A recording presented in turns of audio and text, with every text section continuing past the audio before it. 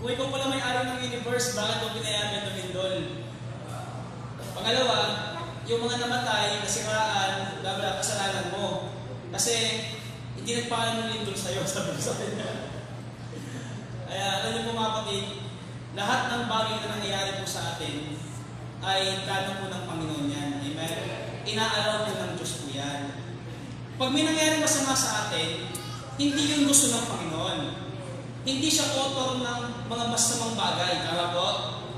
Pero pinapermit po ng Panginoon po yan. Pinapayagan lamang po niya. Tandaan po ninyo, ang Diablo, limitado.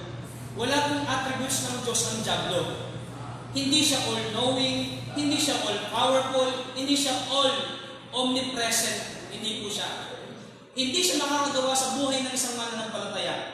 Maliban payagan lang ng Diyos yan. Huwag po ninyo mga kapatid. Kaya na po ninyo, we have a sovereign God. Pag naunawaan po natin yung mga kapatid, magtitiwala tayo higit po sa Panginoon. That was the day, Tuesday, 9 a.m. Tuturo po ako. Bigla pong yumanig. Huwag na lang po bigla. Akala ko ano lang. Nung ma-realize ko, lumilindol po. Sumasayo po yung building. Second floor po eh. Kaya mas malakas po yung pagyanig ko. Takbuhan po yung mga estudyante ko. Criminology, takbuhan. Hindi man lang sila, ano ba yun? Yung training nila, dapat talaga, di ba? Top over and hold yung mga yan. Kaso hindi po. Ina-assess ko yung building, baka bumigay. Hanggang sa makalabas sila lahat, sabi ko, salamat po Panginoon. Tapos po, pagdating po ng tatlong, pagbalik namin, 20 minutes, bumalik po yung power, tatlong aftershock po na pumalakas. Yung pangatlo, nag-cancel po half day ng klase. Tapos po, alas 10 po ng gabi, di ako makatulog. Kasi inisip ko sa church yung nangyari po sa celebration ko ni Pastor. Nakadapa po ako, yumanig na naman po, akala ko may yumugyog ng pagyahan ko. Ay, hindi na naman wala. Eh, naka-underwear lang ako. Yung kumot, binalot kong gano'n, lumabas po ako ng ano ba, daming nangyari. Kinabukasan, alas 5 po ng umaga po ako nakagising. Alas 6, nakagising na ako, nagkakape na ako. Yung TV na naman sa balita, yumayanig na naman po yung ano, alam po ninyo, mabuti po ang Panginoon. 1 hour po, away lamang po sa lugar po namin doon, may mga school po na bumagsak. May mga nagaganan po, may butak po yung lupa at kung ano-ano po. Kaya sabi ko, alin po, ang blessing ng po doon mga kapatid. Nung last day ko po doon, lalabas po ko ng 5 p.m. 4:20 po, luminig na naman. Yumanig na naman po. Sabi ko sa estudyante ko, lalabas na tayo, hindi na. Sabi ko, wag na. Mga ngaral na akong salita ng Diyos. Ginamit po ng Panginoon po yun para ma-realize po ng tao na hindi mo hawak ang buhay mo. Wala kang kayang pagmayabang sa Diyos. Pag sabi ng Panginoon ng oras mo na, oras mo na. Sabi ko, we need to humble ourselves. Number 1, di mo kaya maligtas sa sarili mo lamang. Pangalawa, yung pangarap nyo maging board passer, kung wala ang Diyos, wala kayong magagawa. Yung future ninyo, nobody can tell kung anong future mo, maliban sa isang all-knowing God. Kaya ginamit po ng Panginoon yan. Po sa isang Kristiyano, ginagamit po yung mga nangyayaring bagay na ganyan para mas greater glory po ng Panginoon Diyos po natin. Yun po yung exact topic natin tonight. Tumayo po tayong lahat. Please, we'll be reading our theme verse for the whole year in Romans chapter 12 or Romans 11:36. Romans 11:36. Sabi po tayo. Diyan na po kayo.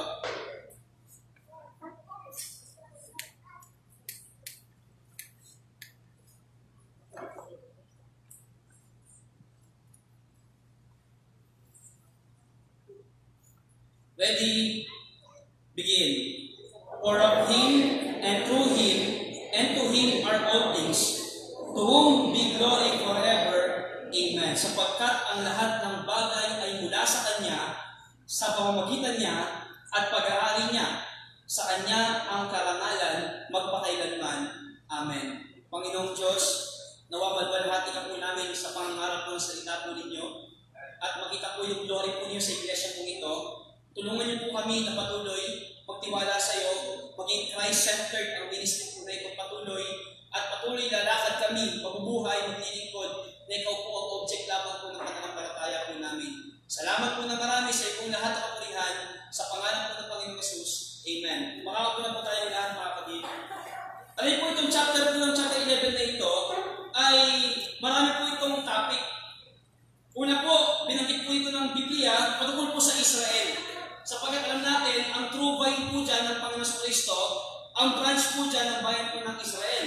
Pero dahil sa rejection po nila, siya nga pong mercy po sa atin ng Panginoong Diyos, mga hentil. Tayo po ay mga grafted branch po ng puno ng Panginoon Kristo.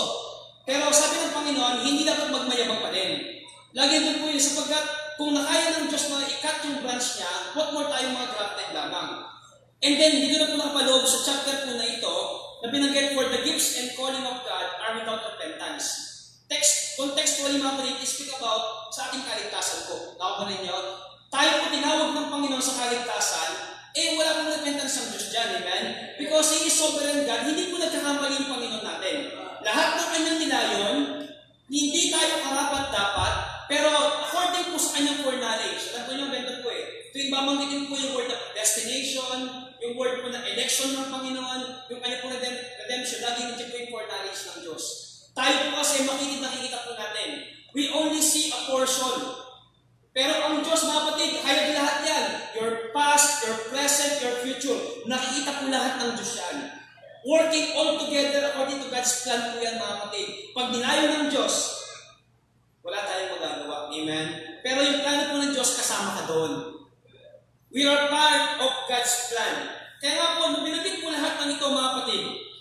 Kung sino yung Diyos natin, o the depth of the riches, both of the wisdom and knowledge of God, how unmeasurable are His judgment, and His ways past finding out. So, and who hath known the mind of the Lord? Wala nakakaroon ng kanyang pag-iisip. Tayo po may certain na po tayong pwedeng maalaman tungkol sa Diyos.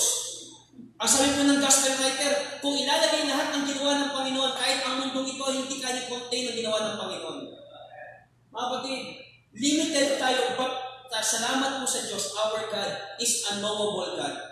Siya mismo, He manifests Himself. Nagpapakilala po yung Diyos po natin.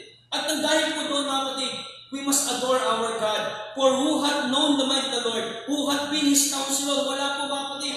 Or who hath first given to Him? And it shall be recompensed unto Him again. Kaya nga po, sinamarize po ito. Sino tayo, anong kalalagayan natin, at sino po yung Diyos po natin. The summary there, mga kapatid, for of Him, and through Him, and to Him are all things. This is the sovereignty of God. Galing sa Diyos, sa pamamagitan ng Diyos, at para sa Diyos ang lahat ng bagay na ito. Our topic tonight is a Christ-centered ministry. A Christ-centered ministry. Alam niyo po, tayo po, may iba't iba tayong mga pinagmulan. Iba't iba po yung background po natin. Iba't iba yung mga motibo po natin, mga kapatid. Pero dapat po, pag ikaw part ng pamilya po ng Diyos, dapat po ang object ng pananampalataya mo, Panginoon Kristo.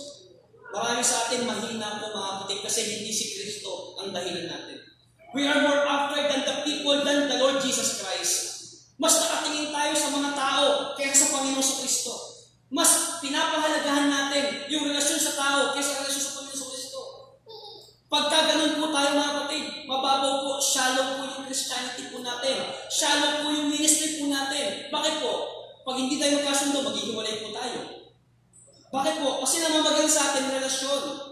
Namamagal sa atin yung mga okasyon natin. Masaya tayo pag meron tayong party, may outing tayo. Paano kung wala kung outing, wala ng party? Pag first love ka, nag-i-enjoy ka, excited ka palagi. Paano pag hindi na first love?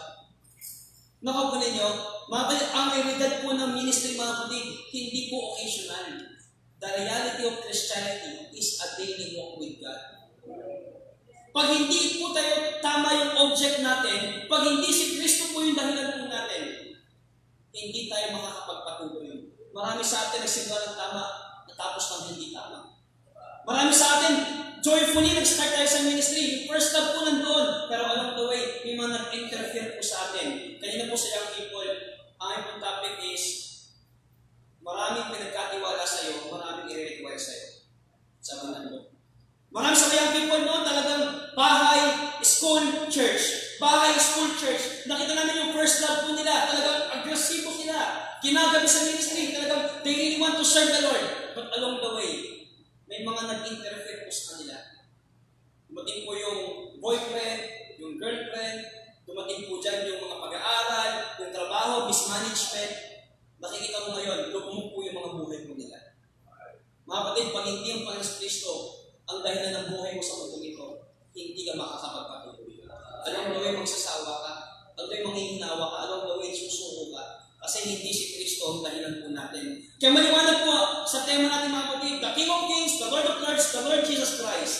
Nothing, nobody, kundi ang Panginoon sa Kristo. The moment mga kapatid na ilagay mo na yung sarili mo dyan, na sentro, na-mess up po ang ministry ko ng Panginoon. It's all about the Lord Jesus Christ mga kapatid. Number 1 point po mga kapatid, of Him, sa Kanya. Amen? It speak about the Creator, our God the Creator. Tandaan niyo po kung wala ang Panginoon Kristo. John chapter 1 verse 3, for without Him was not anything made that was made. Colossians 1:16, mga kapatid, maliwanag po dyan, for Him, invisible, lahat ng yan, nilikha po ng Diyos. All things were created by Him and for Him. Sa Panginoon po lahat yan. Nagmula po yan. Lahat ng yan, likha po ng Panginoon. Alam niyo po, what humble us? Pag alam mong nilikha ka lamang ng Diyos, you were but a dust, given breath by the Lord Jesus Christ. For out of dust, nilikha ka. Sa dust ka rin babalik. That will humble us. Knowing that God is the Creator, mga kapatid, it will help you to surrender. Bakit? Walang power ang creation over the Creator. Tama po? Hindi ka pwede mag-question sa Diyos, bakit mo ako ginawa? Bakit mo ginawa sa akin ito? Marami sa atin, kapag ka maginhawa, we don't acknowledge God. Pero pag may sakit na yung pamilya mo, mamamatay ka na, nag-pray naman ako, bakit hindi sinagot ng Diyos?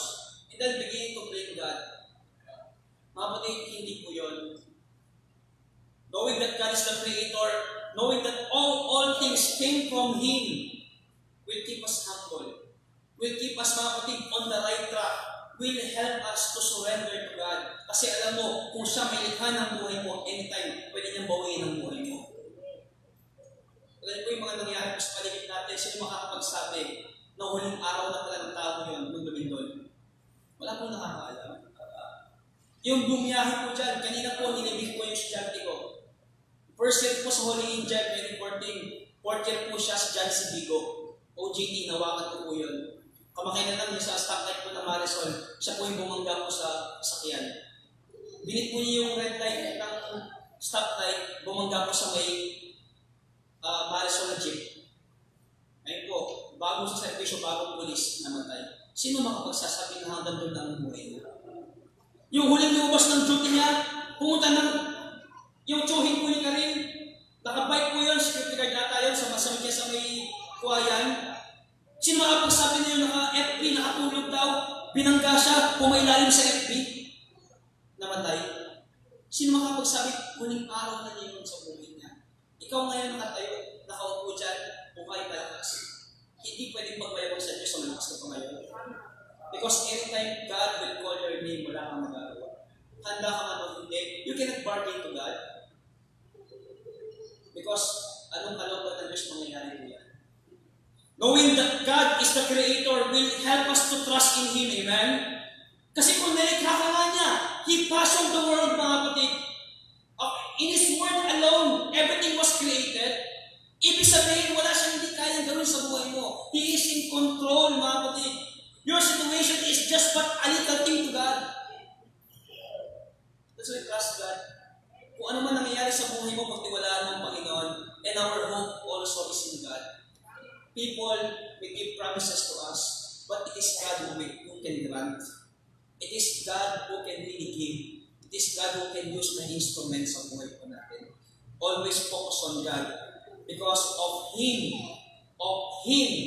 sa Kanya magmumula, sa Kanya nagmula, sa Kanya maggagaling lahat ng bagay na yan. Salamat sa Diyos. Number 2 po mga kapatid, the word through Him. Through Him, sa pamamagitan niya. Amen? Sa Kanya nagmula, doon pa lamang sa unang buhay dapat natin mga kapatid.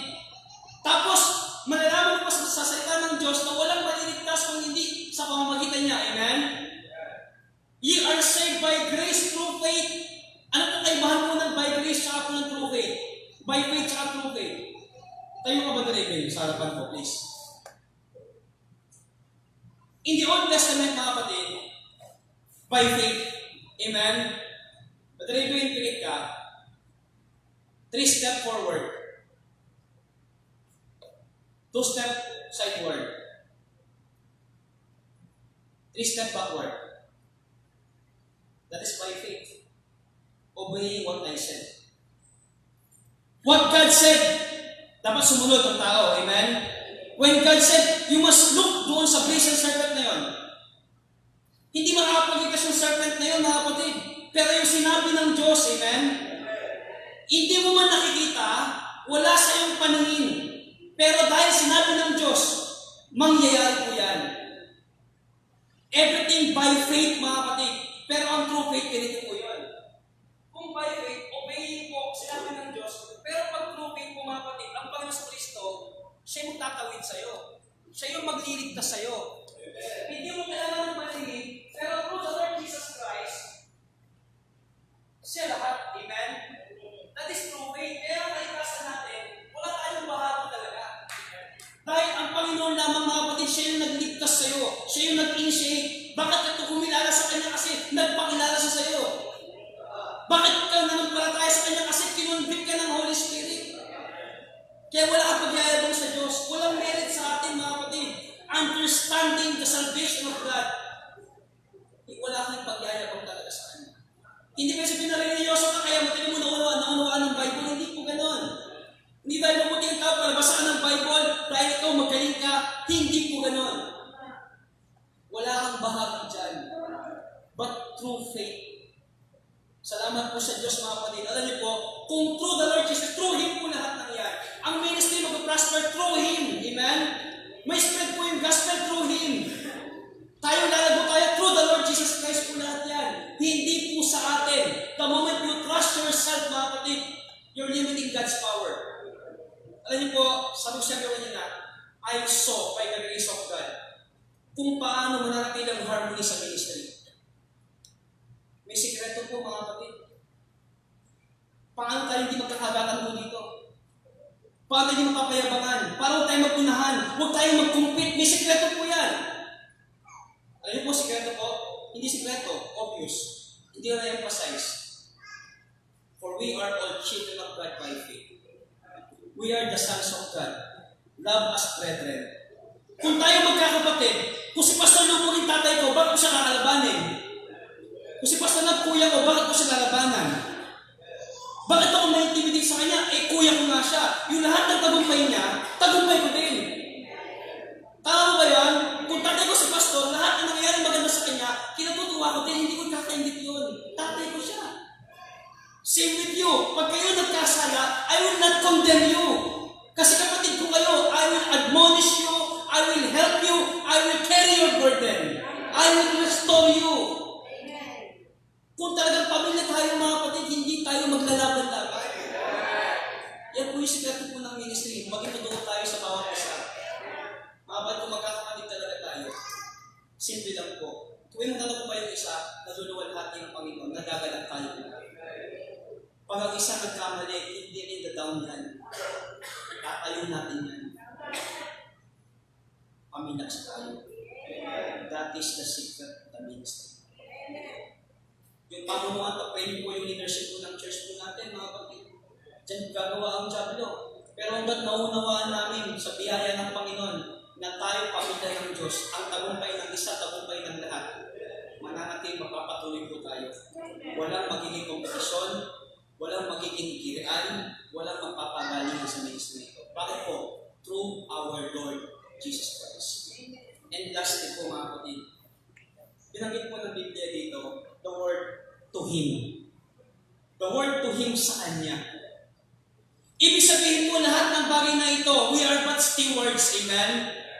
Lahat ng ito pinagkatiwala sa atin. We are telling, this is my church, not to think na tayo ay may possession nito.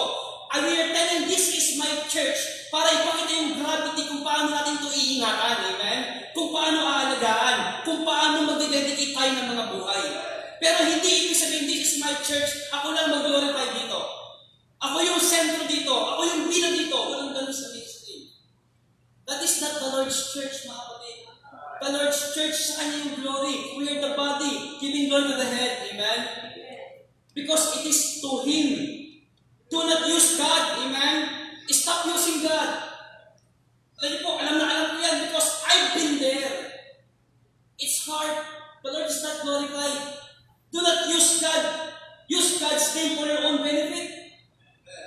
Sometimes we are working, we are serving, we are visible, using God's name but for our own benefit. Stop using God. Don't exploit God. Start to be used by God. Pagka ganun po yung mentality po natin, hindi ako nandito para gawin ng Diyos. Nandito ako para magpagamit sa Diyos. Makikita po niyo, magmamalasakit po tayo sa bawat isa.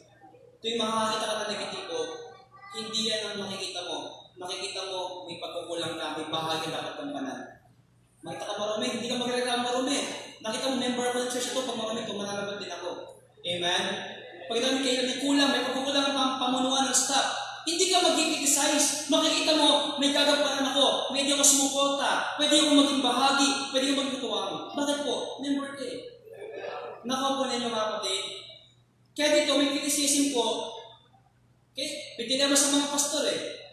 Pag kayo nagkasala, di namin kayo hukuman. Pero pag kami nagkasala, lahat ng mata, lahat ng kinis sinasabit ko. Nakaw pa ninyo mga kapatid. Make sure, when you criticize your pastor, it will match your quality as a member. Nakaw pa ninyo? Kung nag-expect ka naman sa pastor mo, dapat mataas ang kalitan bilang membro. If you expect your pastor to be the best, you must be the best member. Pero kung wala kang ginagawa, pero i-criticize ka, you're not a member. Nakaw pa ninyo? It must match everything because it is to Him anyway. Para sa Panginoon po lahat ng ito. Amen? Alam niyo po, kung tayo magsisipaglingkod para tayo po makilala sa Mika, huwag tayo maglingkod. The ministry is not for us. The ministry is always for the Lord Jesus Christ. It is enough to be called Christian. I don't want to be called the follower of John MacArthur, the follower of the Greek theologian, ni Charles Spurgeon, ni na magaling na mga theologian. Gusto kong tawagin follower ng Jesus Christ. Ang ministry na ito ay bunga ng ministeryo ng Panginoon sa Diyos. Because it is to Him, our right object will always be the Lord. Ano po yung comfort ko dito, yung last part ko dyan. Second to last, the word all things are all things. This is the fullness. Pag pinag-aralan po yung Ephesians o yung Colossians 1:16, babatayin yung dalawa dyan, 15, tsaka po yung 14. Balik mo sa yan, 15. Who is the image of the invisible God, the firstborn of every creature. 16. Kung siya yung image ng invisible God, may mga verse na He is the fullness of God. Amen? For by Him were all things created. Kaya niyo po that are in heaven and that are in the earth, visible, invisible, whether they be thrones, dominions, principalities, or powers, all things were created by Him and for Him. Alam po mga kapatid, simulan po natin, i-assess po lahat na meron tayo. Amen? Edukasyon, talento, pagmamayari, yung pera, relasyon, pamilya, impluensya, business, analyze mo lahat yan. Steward ka lang dyan. All things ay pag-aari talaga ng Panginoon sa Kristo. Kung pag-aari niya, pag kinilangan ng Panginoon yan, hindi yung pagkakait yan. Hindi yung pagdadamot yan. Bakit po? Our end goal, mga kapatid, is Soli Deo Gloria, sapagkat to whom be glory forever and ever. A Christ-centered ministry. God is our Father. Amen? There is a great intimacy.